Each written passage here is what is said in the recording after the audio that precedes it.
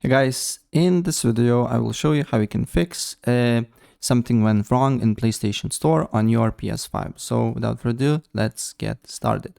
First of all, go to settings, go to network, and then go to connection status and view PlayStation network status. So and look if all the, as you can see here, PlayStation Store button is not red.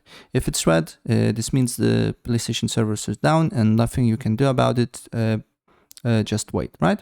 And if it's not the case, if the PlayStation Store is live and service is not down, first what I suggest you to do here is to press your PlayStation button, then go to turn off button and turn off your console or restart it, and then look if the problem persists or not. If the problem persists, what I suggest you to do here next is to go to settings, users and accounts, then go to, as you can see here, account, or other, and then sign out from your account and then sign in again, right? And then for some people it helped restore licenses, so just press on that and restore your licenses as well.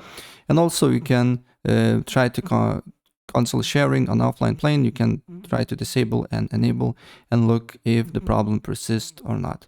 And sometimes it can be with your network also, so try to set up a network, just restart your router, restart your PS5, and then just reconnect with the network and look if the problem persists or not.